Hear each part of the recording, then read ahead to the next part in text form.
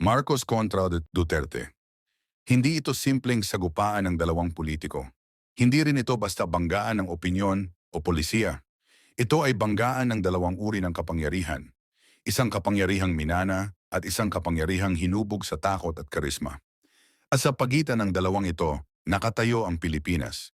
Isang bansang paulit-ulit na nagigising sa parehong tanong, sino ba talaga ang namumuno?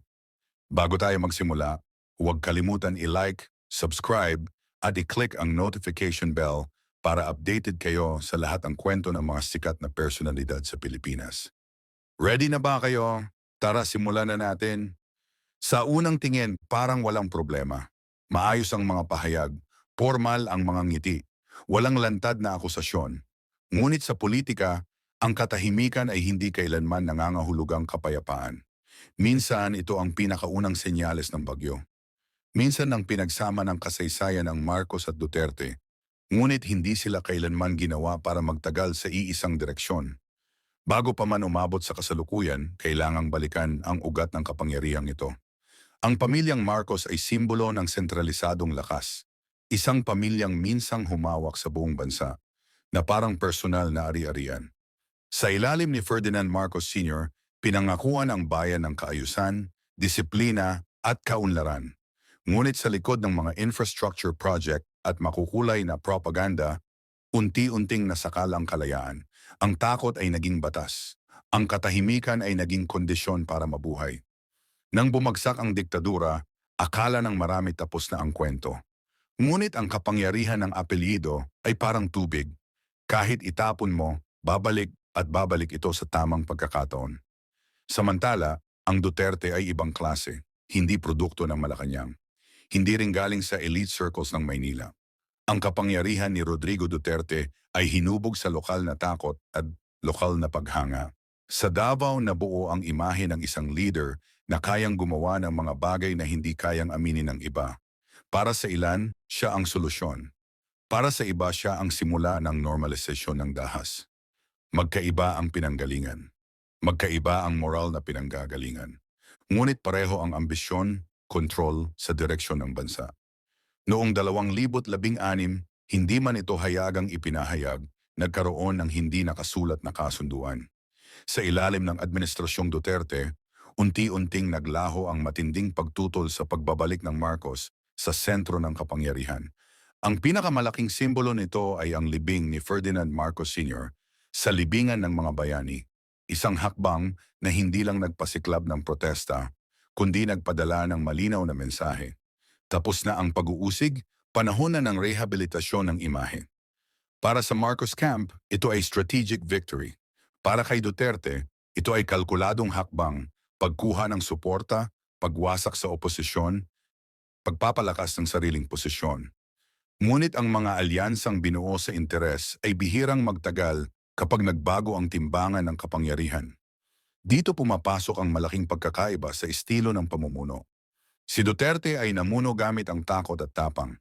Ang kanyang giyera kontra droga ay nag-iwan ng libu-libong patay at isang bansa na nahati sa pagitan ng paghanga at pagkasuklam. Para sa kanyang mga taga-suporta, siya ang tanging leader na may lakas ng loob na linisin ang bansa. Para sa kanyang mga kritiko, siya ang sumira sa pundasyon ng hustisya. Si Bongbong Marcos naman ay tahimik na bumuo ng imahe. Walang lantad na komprontasyon. Walang murahan. Walang pagbabanta.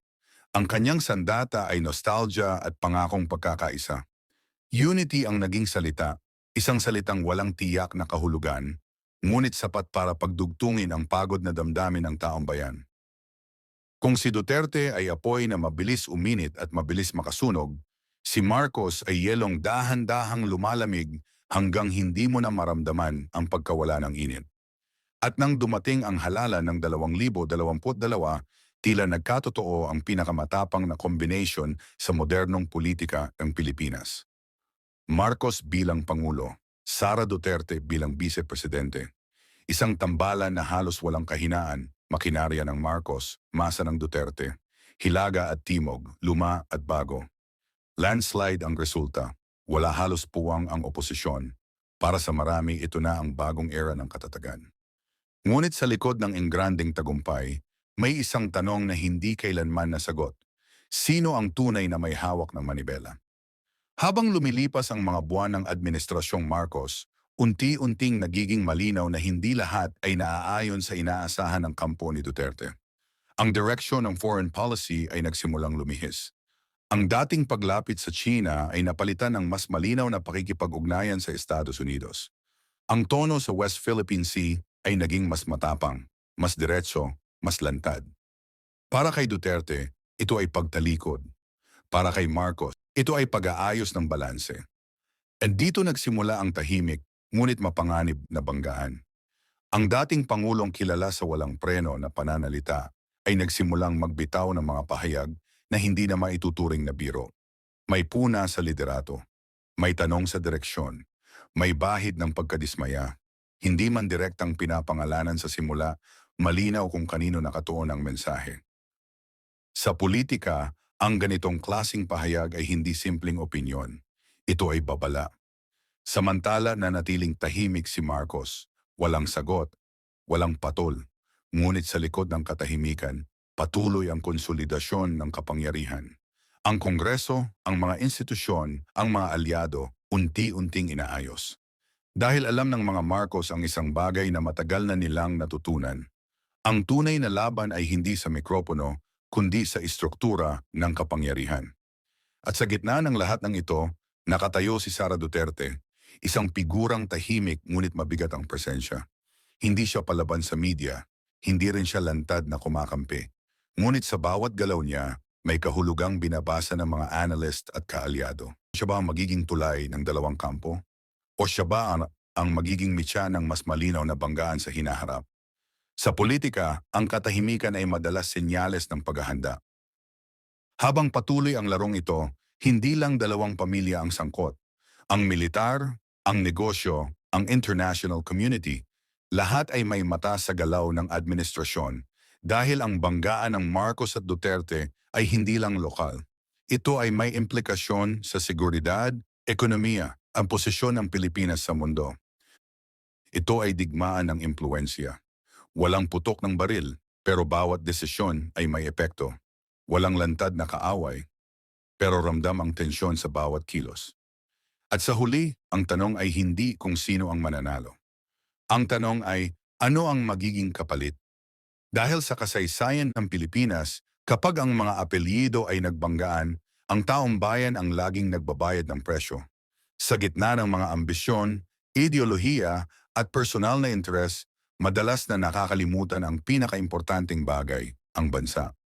Ang Marcos kontra Duterte ay hindi pa tapos. Sa katunayan, nasa pinakadelikadong yugto pa lang ito. Tahimik, mabagal, pero puno ng tensyon. Kapag dumating ang araw na tuluyan itong lumabas sa anino, hindi lang reputasyon ang masusubok, kundi ang kinabukasan ng Pilipinas mismo.